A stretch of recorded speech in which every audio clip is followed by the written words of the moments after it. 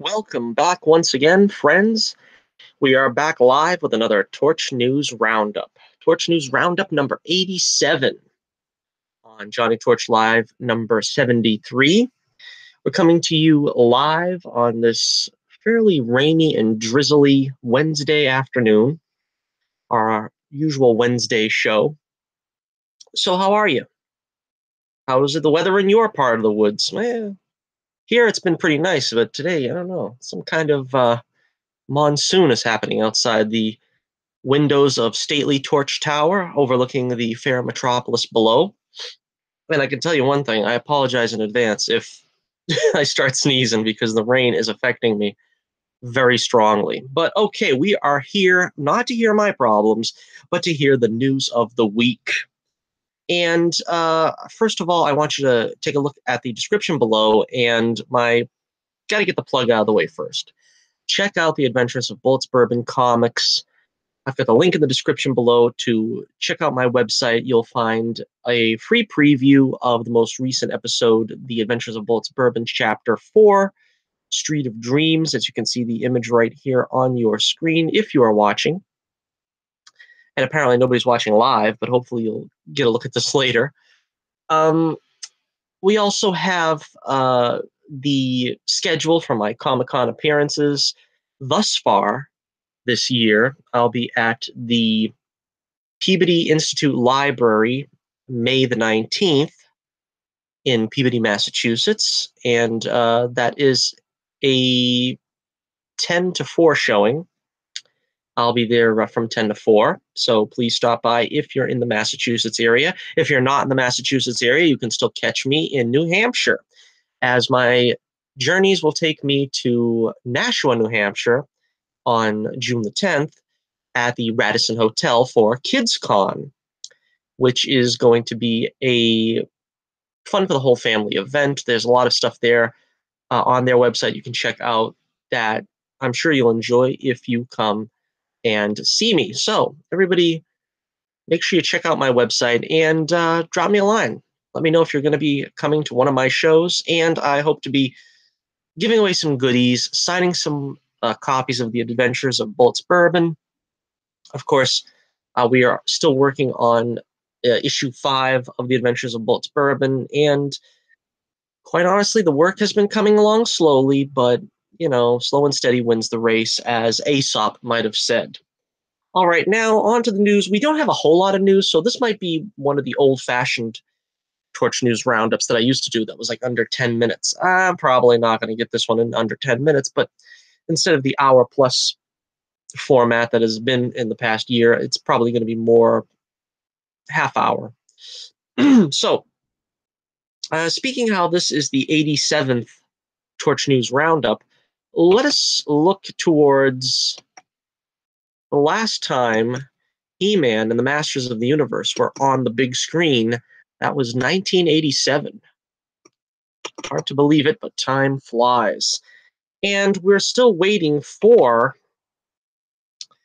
a director or directors that will stick with the project, the reboot of Masters of the Universe that Sony is intending to release this, I don't know, next December. So they don't have very much time. They've got, you know, they got to get to work on this thing. They got like, you know, a little less than 2 years. Apparently, executive Matt Millam is tapping the directing duo of Aaron and Adam Nee to take the reins of the He-Man movie, Masters of the Universe. Apparently, the release date hasn't changed. It's still December of 2019. I'm not familiar with these guys at all. Hopefully this takes. Hopefully this sticks. I would love to see Dolph Lundgren get a cameo. Perhaps he'll get the role of Randor. He's sort of getting the role of Aquaman's father, I think, in the upcoming Aquaman movie. So, you know, he's going to be in demand. He's also playing the father of, for lack of a better term, Ivan Drago Jr. over in Creed. So Dolph Lundgren's pretty much the burly, tough man father figure now in his career. And it's pretty cool. I mean, he's always fun to see show up in any of these movies. He still looks great, for a guy his age. He was in Arrow about 2 seasons ago, I think, and he still looks like he can really, kick butt. And the guy must be what, like 60 or something. So, he's still got what it takes. Um, Hopefully this pans out. I don't know who these directors are. I really don't know what they've done. This is sources from Variety, so they didn't really go into large detail here. But what would you like to see in a Masters of the Universe movie? I would like to see. I've always said I kind of would like to see a melding of the original animated series and the 2002, 2003, whatever it was, series, where it's a little bit more of a practical take on the character, the 2000 version, but still to have the fun of the 1982 version, the theatrical feel. That was part of the things I loved about it. I would love this to have the original score. Dun dun dun dun na na na na na na na. That was perfect. I don't know if I would imagine Mattel still has the rights to all that stuff, but and give us a pitch perfect you know, capturing of the transformation scenes, because that was always the animated series' strongest suit, the original. When he, held aloft the magic sword, you could feel the power and the transformation. When he says, I have the power, you could pretty much feel it. It was palpable, seeing the transformation in front of Castle Grayskull. And of course, I don't know really why this film hasn't been tackled since 1987.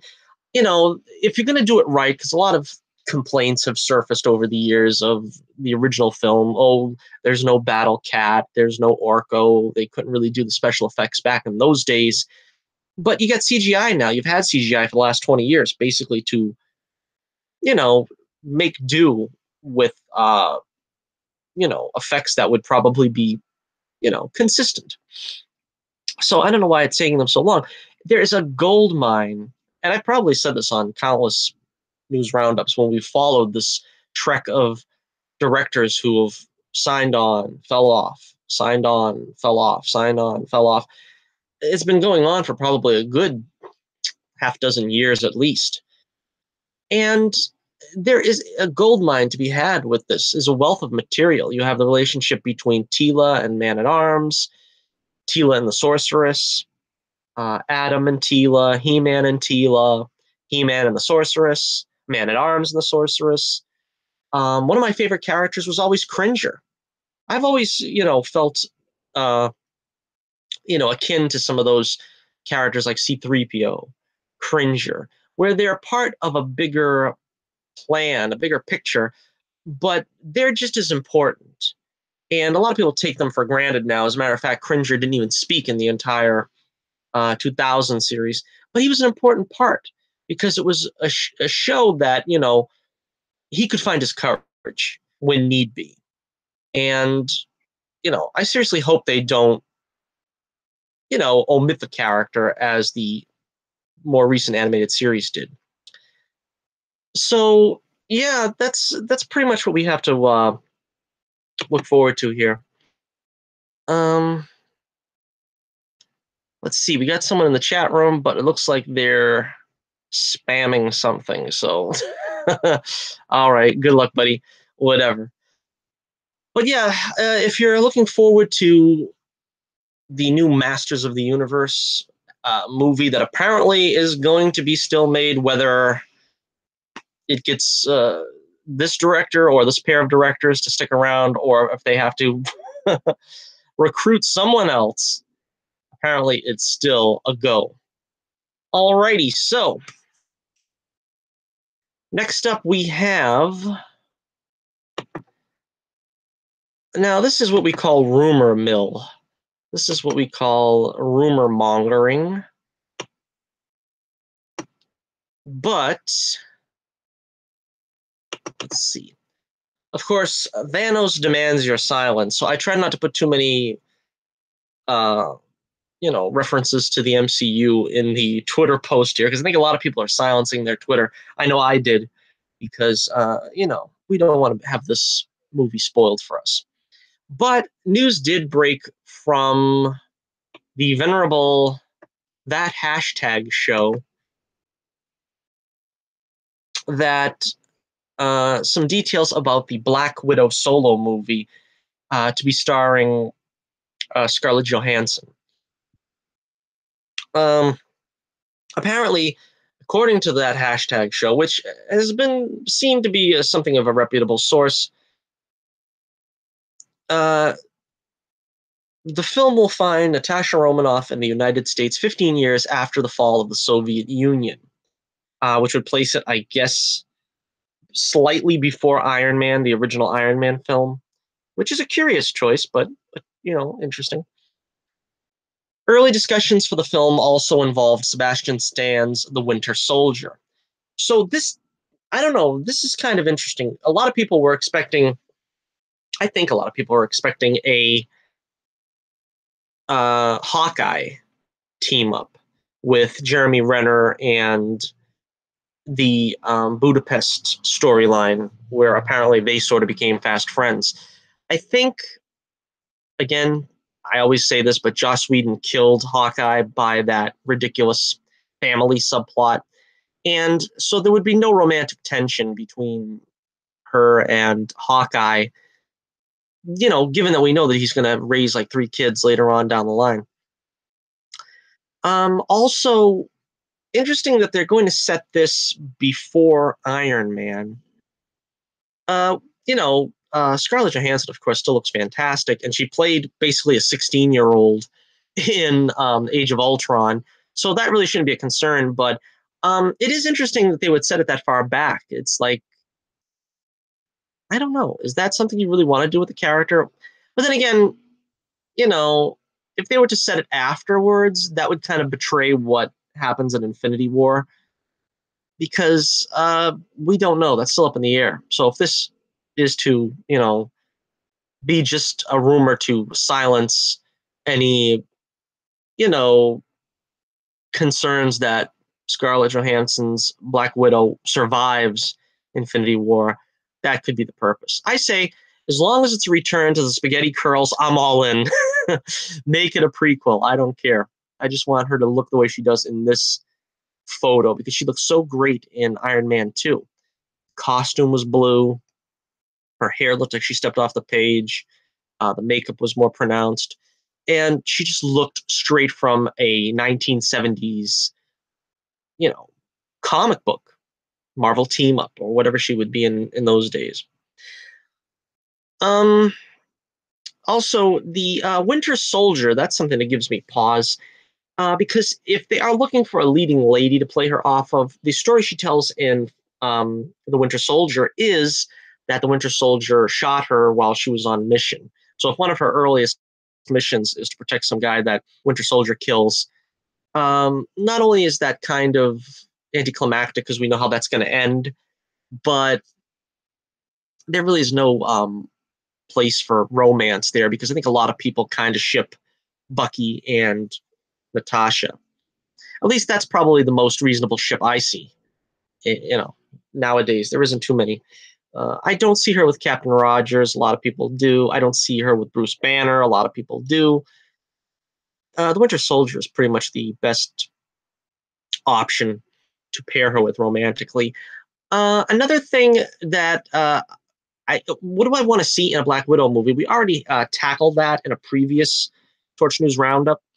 So I'll try to find that and put a card in the description, or put a card in the video at the end of the video, so you can check that out. But like I said, I would love to see, in a nutshell, the Red Guardian. I'd like to see the Red Guardian appear. I would like to see there be, some, foundation of Hydra still. I would love to see the return of the Red Skull.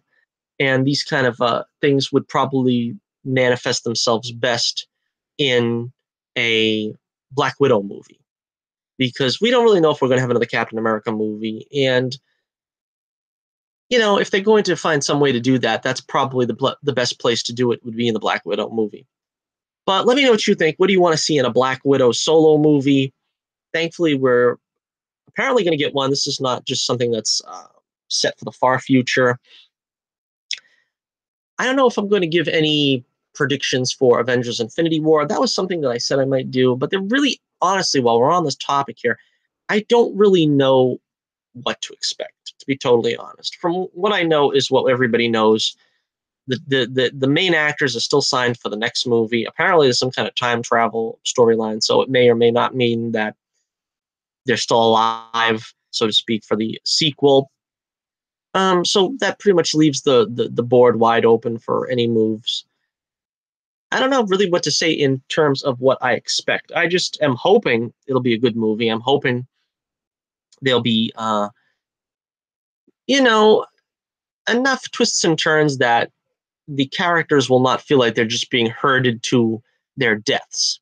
That's the worst thing you can do with, killing off characters where they feel like they're being herded to their deaths. Sort of like, for example, well, the easiest one to point out, of course, would be Generations, where everybody knew from the beginning of the movie that Captain Kirk was only in it to be killed. And that's kind of what was happening. That was just his swan song.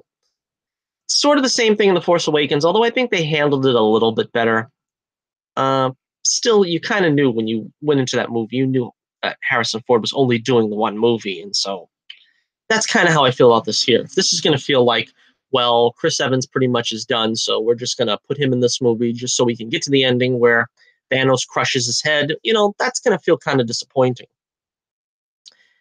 But apart from that, I really don't know. They haven't really given us too much of a indication on where these hero deaths will go. Will it be Iron Man? Will Tony Stark go the way of all flesh because Robert Downey Jr. is getting a little bit older? I personally think they could keep him around for quite a while longer. He looks great still, and the amount of work he has to put in is minimal. They just CGI the whole suit on him.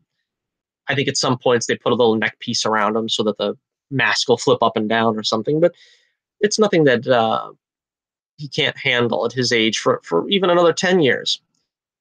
So if you have any ideas about what we could see or what you would like to see in a Black Widow solo movie, let me know in the comments below. And if you have any, predictions on Avengers, let me know that too, but no spoilers. Okay, next up. All right, we're sticking in the realm of the rumor now because once again, the Black Widow story hasn't really been established to be fact, but the movie will be made. We have a story here coming out that they are looking to cast a actress to play Mara Jade in Star Wars Episode 9, the as yet untitled Star Wars Episode 9. Once again, our Scoopmeisters are that hashtag show, so depending on how trustworthy you think they are, this may be a story or not. The report says J.J. Abrams, along with casting director Nina Gold, who has worked on both episodes 7 and 8, were searching for a female lead, 40 to 50 years old, to play the role of quote-unquote Mara. Now, as everybody knows, or if you don't know, in the books and the novels that followed Return of the Jedi in the early 90s, when George Lucas pretty much gave up any idea of making the sequel trilogy, Mara Jade was a underling of the Emperor who was, I didn't read too much of it. I read Heir to the Empire, and I kind of just lost interest. But Mara Jade, what the heck was that? Okay, Mara Jade was an emissary of the Emperor who I guess was somewhat force sensitive, and she took on Luke Skywalker in combat for revenge. She eventually turned to the light side of the Force. They got married, had kids, and I would say lived happily ever after, but I think apparently she got killed at one point and one of his kids got killed or something. I don't know. I never followed the EU, so don't take my word as gospel. But apparently now they want to hire someone to play her in the next movie. Why would you say, seeing as how Luke Skywalker's been killed in episode 7? I don't know. I'm guessing this is probably only going to be for a brief flashback. It's possible that it might not even happen, and this might be just some subterfuge. But you have to remember, if they're casting an actress that's supposed to be 40 to 50, in her 40s. That would probably place her more in a flashback, because if Luke is in his 60s, I kind of don't think Mara is still around in her 40s. As far as this is concerned, I don't really have any interest in a potential episode 9. They really don't have anything else to go to. So that's why I wouldn't be surprised if this is what they do and they try to have something for fans to hold on to in this film, because we don't have Han Solo. We don't have Princess Leia, which of course is beyond anybody's control. We don't have a Luke Skywalker anymore unless they want to bring him back as a ghost or a flashback, which apparently, if you heard our last Torch News Roundup, Mark Hamill's not exactly enthralled with the idea of coming back. This might be the way they go, where they try to just involve Mark Hamill in some interesting flashbacks with Mara Jade to give fans some reason to go see the movie. I was never a big fan of the idea of Mara Jade. I liked the idea of the character when she was an enemy that Luke eventually sways to the good side, because anybody that knows Luke Skywalker, apparently not Rian Johnson, knows that Luke sees the best in everybody and would try to sway them to the good side of the Force like he did his father.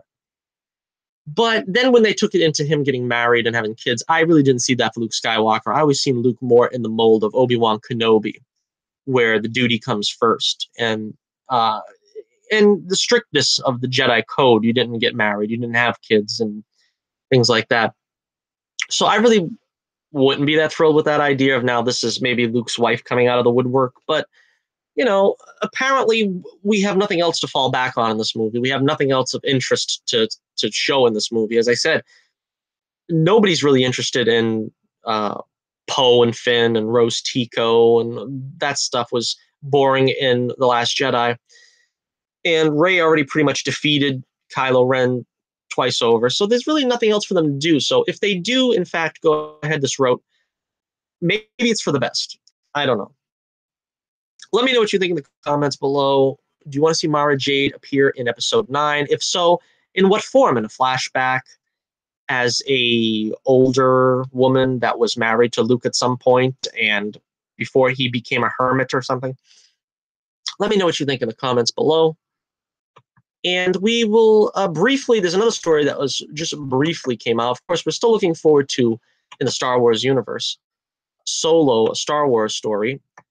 I'm one of the few that is cautiously optimistic about this one.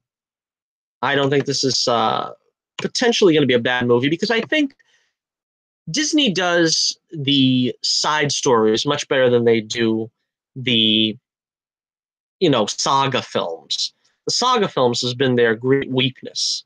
They haven't been able to do anything right there. But with Solo, we've got the potential of an interesting trilogy here, as Alden Ehrenreich has let slip in an interview with Esquire. The Inquirer is the other one. Inquiring minds need to know, but this is a little something different. But Alden Ehrenreich has admitted that he has signed up for 3 Han Solo movies. That's right, count them, 3 Han Solo movies. Well, the quote officially is, when asked how many Solo movies does he have on his contract, he says, quote unquote, 3. I don't know if that's officially public, but yeah, in a very Han Solo-like fashion. So this is not a surprise to me, and this shouldn't be a surprise to anyone, because when these guys do their contracts, they always get sequels built into the contracts. So, like, for instance, Andrew Garfield, he was contracted for 3, and they never made the 3rd movie. And so that contract meant nothing, because The Amazing Spider-Man 2 failed at the box office, regardless what you think of it. And, you can go through several other things, too. There were other films, such as even Rogue One. Even Rogue One had, I think, the principal cast signed for a sequel. So a sequel isn't always going to happen. Sometimes the movie bombs. Sometimes the reaction is just not good enough where there is anything left to do. Or in the case of like Rogue One, the characters all die. And unless they decide to bring one back in flashback, like for instance, I guess you could still use Jyn Erso in this film. It's possible, because Rogue One happens minutes before A New Hope. And this is apparently 10 years before New Hope.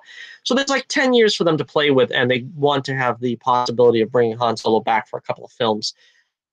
I would like to see more Han solo films, but the fact is we haven't seen the first one yet, so let's not get ahead of ourselves. But I do think there's a larger world, if you pardon the implications, that could be seen through Han Solo's eyes. Between him, Lando, and Chewbacca, you've got a lot of stuff they could work with. We still haven't seen anything to do with Jabba the Hutt in the trailers for this movie. We haven't seen anything to do with Boba Fett. All things that could be interesting stories to tell with Han Solo.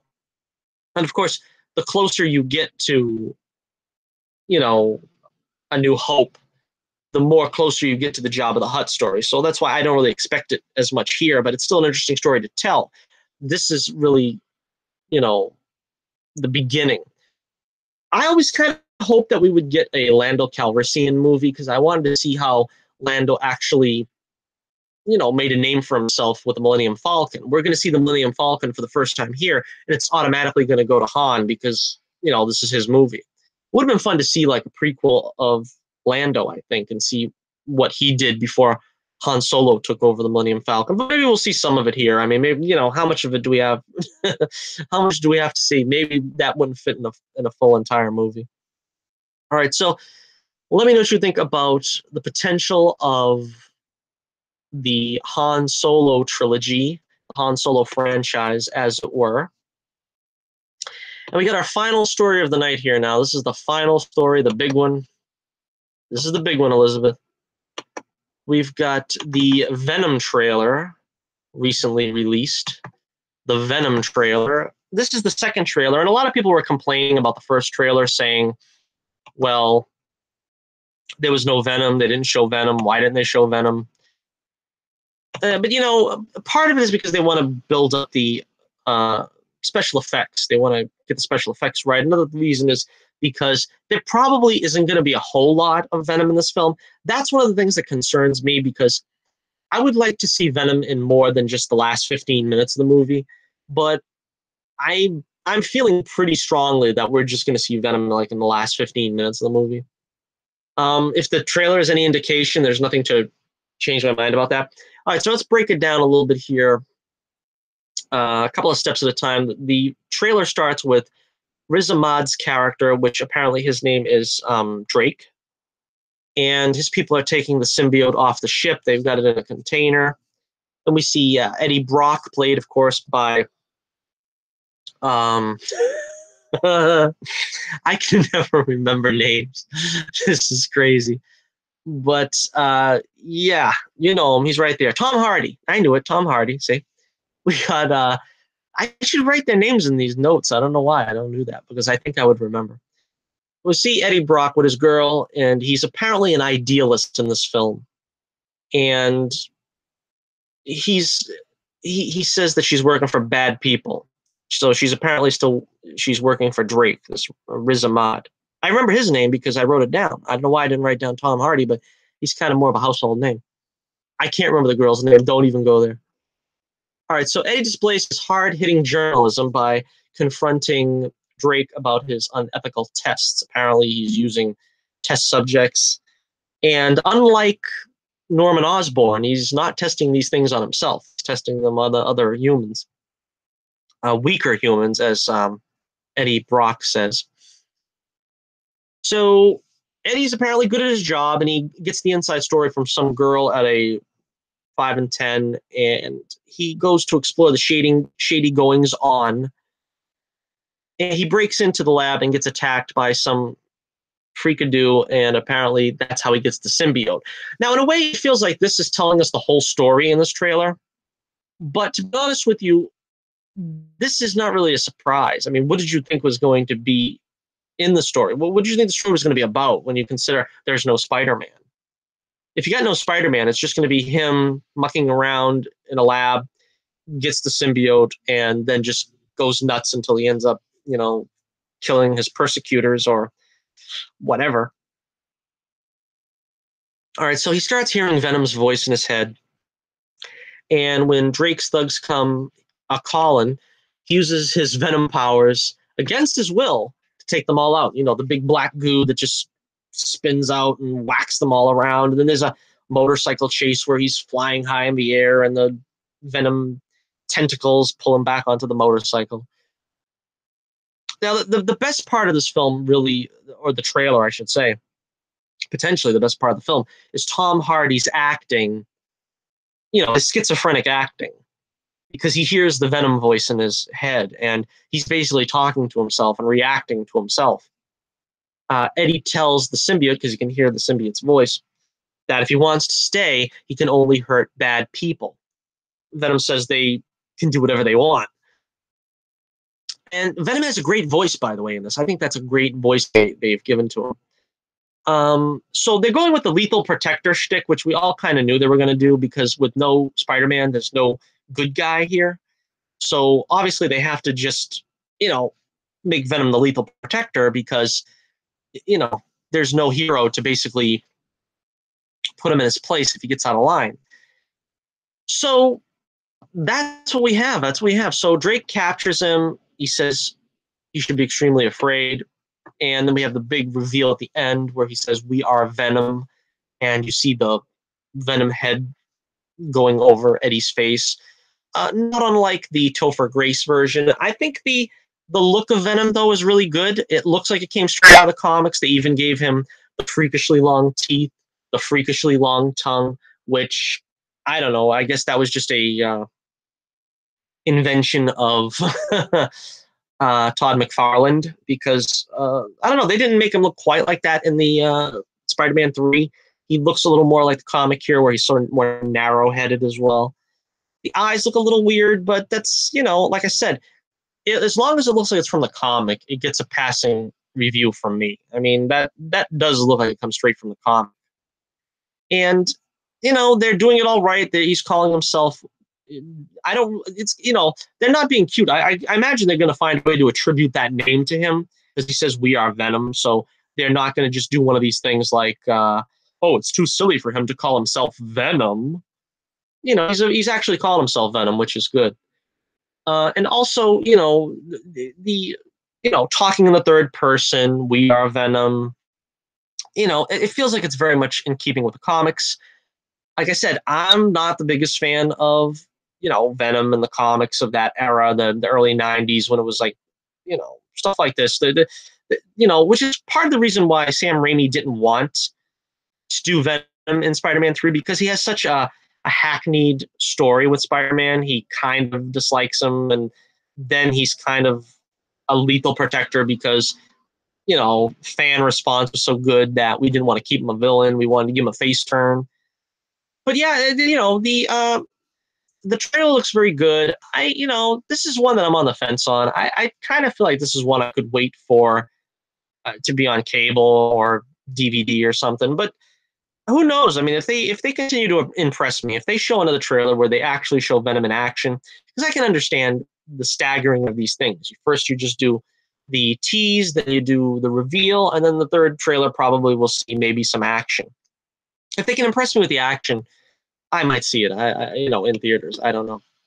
All right, so let me know what you think in the comments below about the Venom trailer, and what do you think about Eddie Brock and Tom Hardy? Tom Hardy. All right, that's going to do it for another episode of the Torch News Roundup. This was Torch News Roundup number 87, brought to you by The Adventures of Bullets Bourbon Private Eye Comics. Check out the link in the description below for Adventures Unknown, action unparalleled, as Bullets Bourbon takes on the most colorful collection of villains imaginable in the pages of The Adventures of Bullets Bourbon Private Eye. Also, hit that like button, smash that subscribe button, and if you're so inclined, and only if you're so inclined, leave a comment below, as the chat room was open and we only got a spammer, but I'm always interested in hearing what you guys think about the videos. I haven't had any comments in over a month, so it's about time I get a couple of comments. So make sure that you let me know what you think of the broadcast if you have, in fact, been listening. Once again, this is your host, Johnny Torch, reminding you once again, keep the flame burning brightly, and I'll be with you again real soon.